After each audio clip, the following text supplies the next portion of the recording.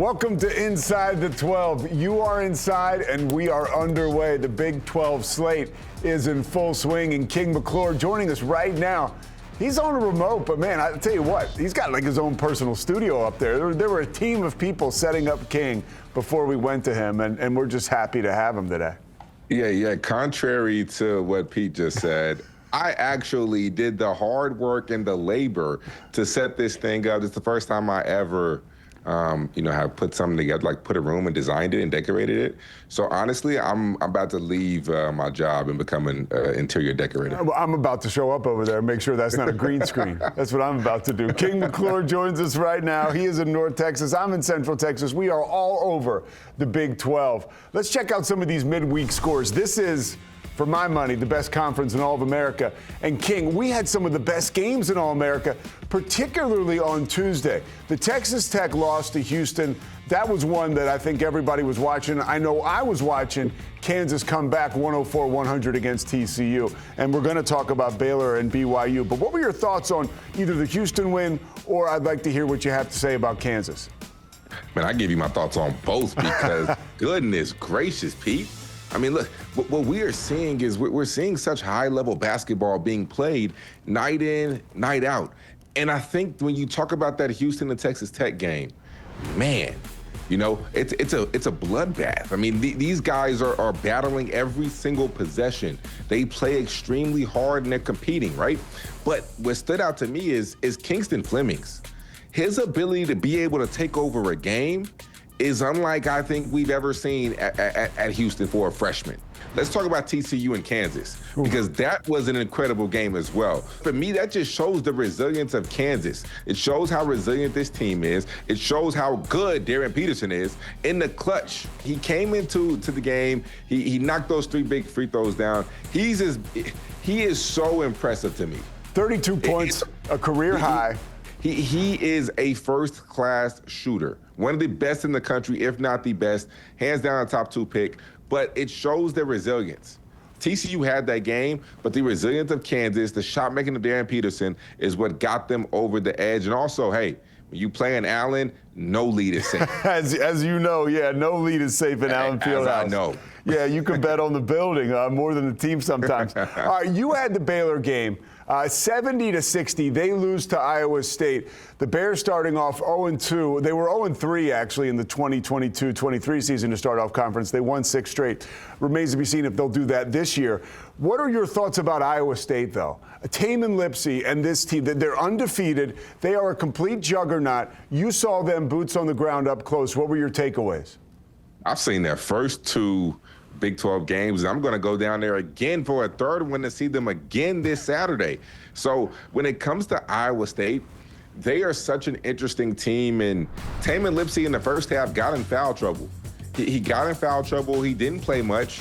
The second half is when he really turned up. Majority of his points came in that second half. That's when he took it to another level.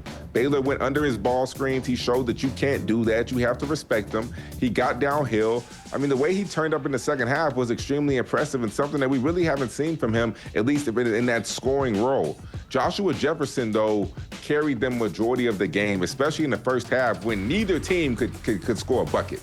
Joshua Jefferson, people, he's as good as any wing in America. I want to get Triple-double first game, double-double second game. Joshua Jefferson is legitimately that guy. So I got to witness an elite situation on, Wednesday night now. BYU 9th in the country. I know you've seen him, King. It was my first time actually seeing A.J. DiBonsa play up close and personal.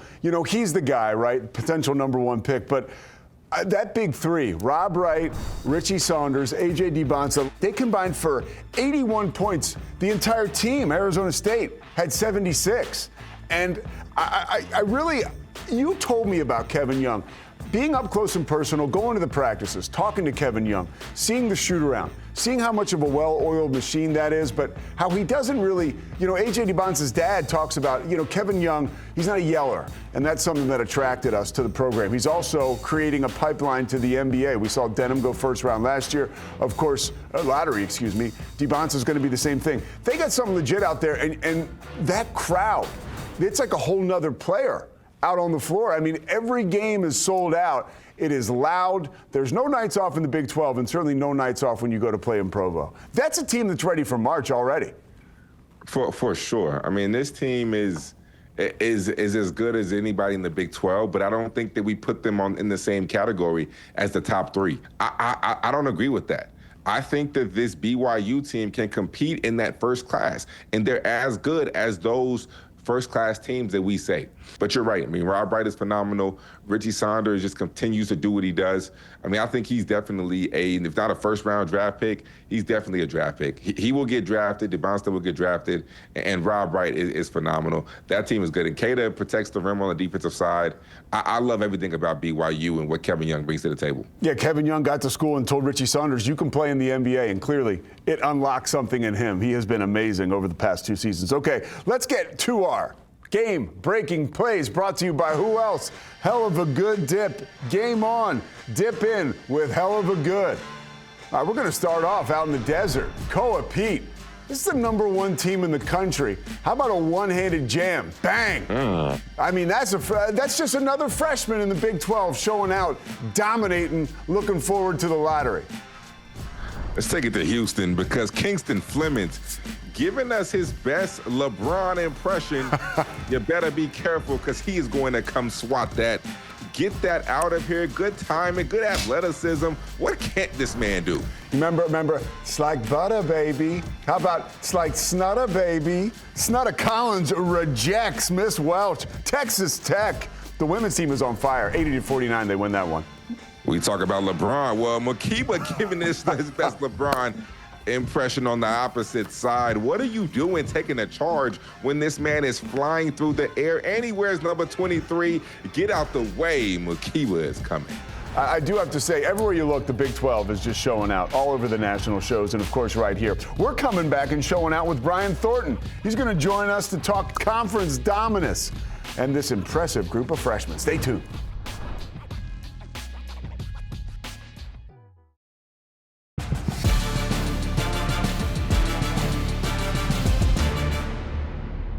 Welcome back to Inside the 12. I am Pete Sousa, and right now we are going to bring in some Big 12 royalty. We're talking about the conference's vice president of men's basketball, Brian Thornton. Brian is here to catch us up and educate us on the dominance that the Big 12 has shown this year so far on the basketball court. We love the conference play, but the work in the non-con, I think, surprised a lot of people, even the biggest of Big 12 fans. What did you make, somebody on the inside of the Big 12, having such great success in the non-con this year, Brian?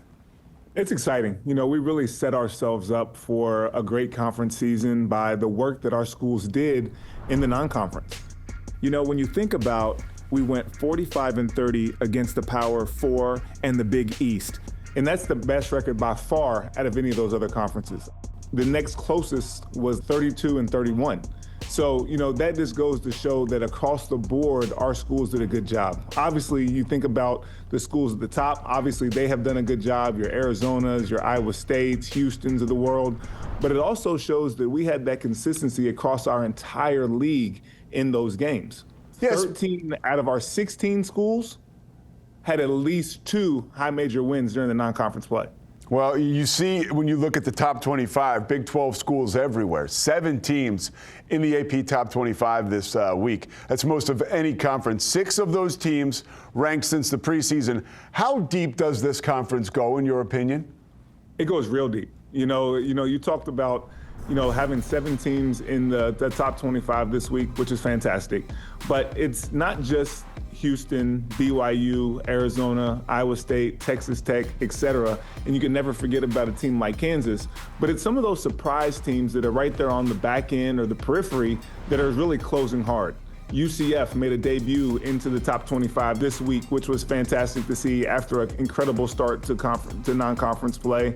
Oklahoma State also has done a great job, and TCU is a couple of bounces away from being a top 10 team in the country. They had Michigan on the ropes. They had Notre Dame on the ropes, and then, they had Kansas on the ropes this week as well. So if they get 2 of those games, all of a sudden, the way you look at TCU is as a top 10, top 15 team in the country. And to your point, that's a TCU team that went to the NCAA tournament, several years in a row, right? Up until last year. And it wouldn't surprise either you or I to see them back in the big dance come March again. How about this remarkable freshman class? We couldn't schedule this. Right? No, A.J. DeBonsa, Darren Peterson, Kingston Flemings, you can go all the way down the list. How is this freshman class, I know it's raising the bar throughout the country, but how is it raising it in the Big 12? I mean, it's probably the best crop of freshmen that's ever been in any league at any time. You think about the guys that you named, but we're talking about 7 or 8 guys that could be drafted in the top 25 of the NBA draft in June. There's guys like Tunde Yesufu, who we're not even talking about, who's averaging 18 points a game for Baylor. So the list goes on. Braden Burries, Koa Pete, who's had a great start to the year. Darren Peterson, although he's been a little bit banged up, when he's played like he's the best player in the country. A.J. DeBonsa has been completely as advertised, leading the country in scoring. And Kingston Flemings, who was ranked in the top 25 of the high school ranks, has maybe been the best of all of them, leading Houston. So, I mean, it's just incredible to watch these young guys that have come into college and taken it by storm. And we certainly are excited about what the second half of the season is going to look like. It's amazing. It's that rising tide, right? Lifting all the ships, and we're seeing it here. The coaches around the Big 12, historic, a lot of prestige. What are you guys, when you sit back, you guys in the Big 12 office, how much pride do you have? And these guys, they talk about college sports being like the front porch for institutions. Some of these coaches feel like they're on the front porch for the Big 12, making the conference look awfully good. How proud are you of that product? For me, being the head basketball administrator here at the conference, it's an honor. It's a privilege to get to work with our coaches, and we have some of the very, very best in the business. We have Hall of Famers like Bill Self. We have future Hall of Famers like Kelvin Sampson and Scott Drew and others. But then we also have this crop of the next generation that's having extreme success. TJ at Iowa State, Grant McCaslin down at Texas Tech, Tommy Lloyd, what he's doing at Arizona. And then you think about what Kevin Young's doing at BYU. We have such a variety of the type of coaches, the type of styles of play within our league that makes it really special to watch and really exciting for everybody. Mr. Thornton, man, I so appreciate you taking time and dropping some of your knowledge on us. It is really cool to see how some of that sausage is made, especially when it tastes so good once conference play starts. So we really appreciate you. Absolutely. Anytime. Appreciate it. Coming up on Inside the 12. We're talking women's hoops with Rachel Galligan. Coming up next after these short messages.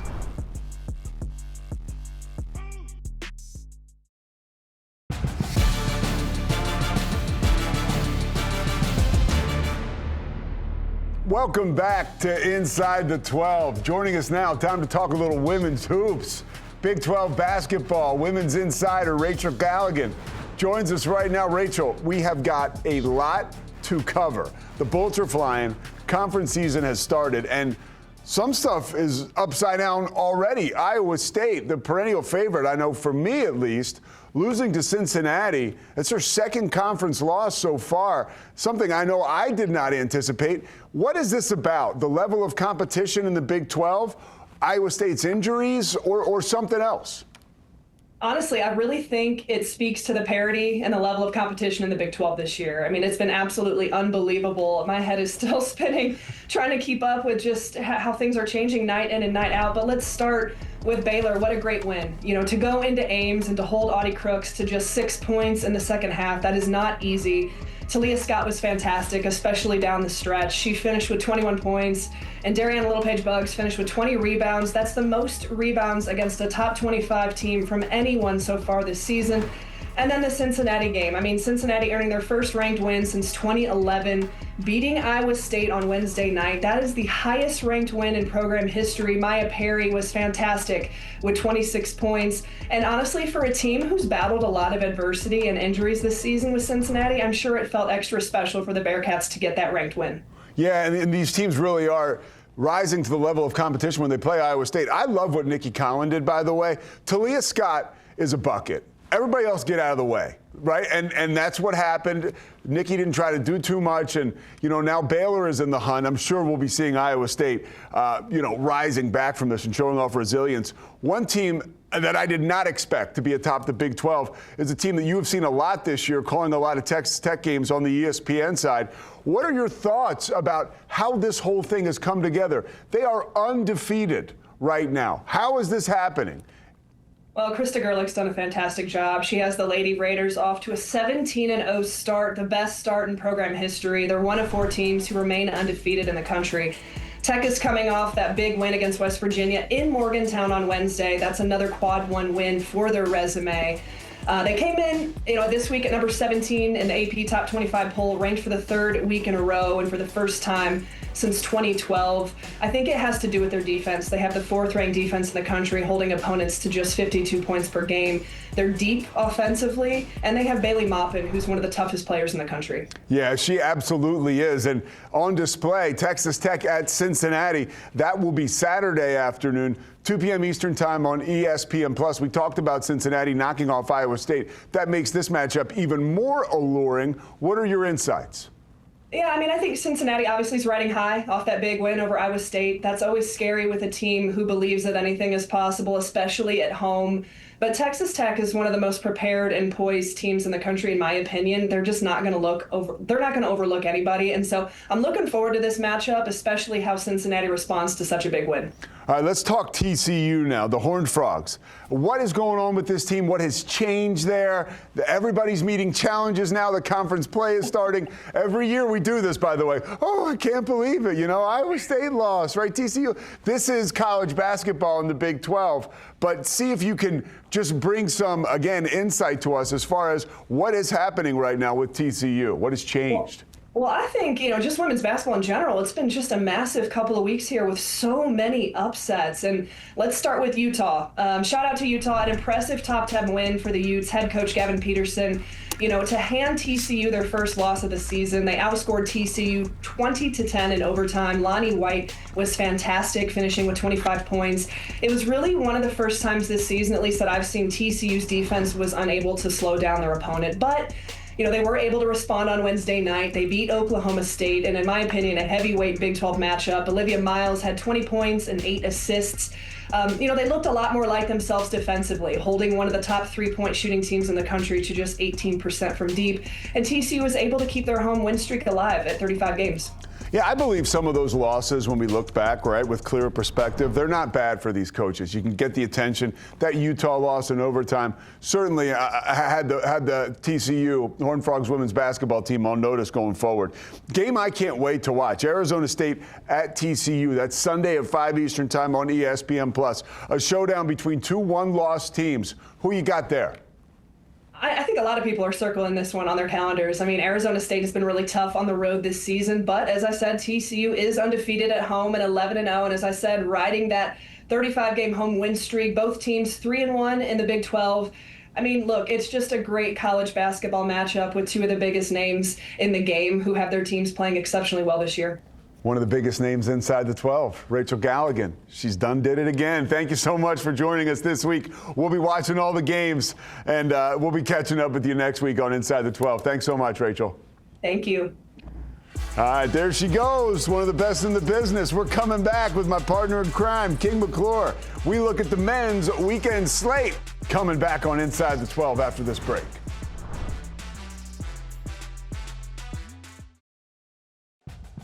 Inside the 12 is brought to you by Hell of a Good Dip.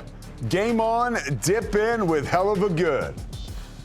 All right, the weekend is upon us. Take a look at this weekend schedule. Pete Sousa with my man King McClure, and Kansas and West Virginia immediately jumps out at me. More work for Baylor to do as they host Houston as they're in a jam 0-2, and we'll cover the rest of these games as we get you set for this weekend. King, let's start with Kansas and West Virginia.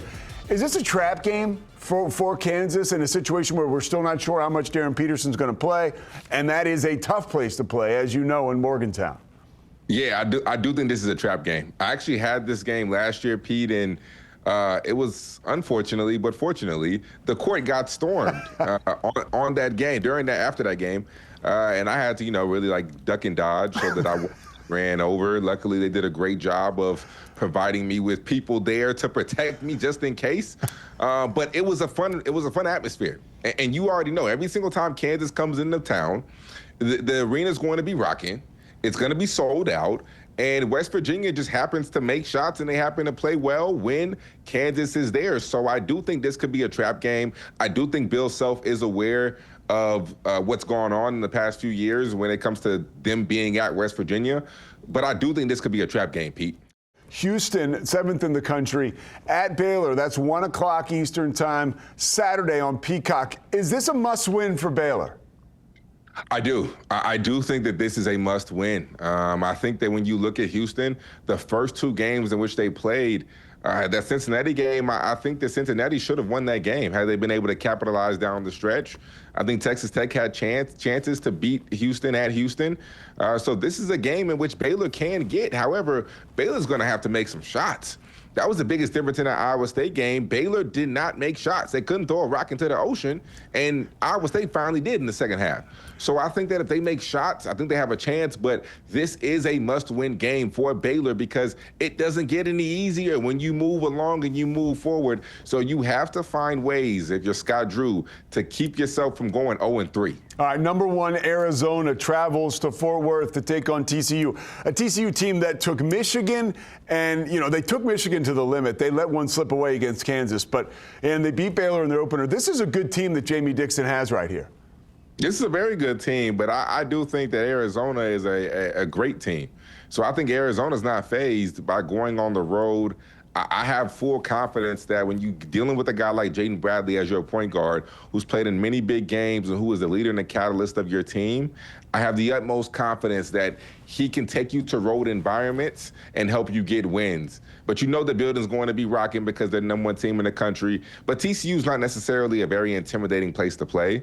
It's not very loud. I mean, it's a decent environment. So I'm not necessarily worried about Arizona on the road. I could be completely wrong, though. But I do think Arizona gets this win.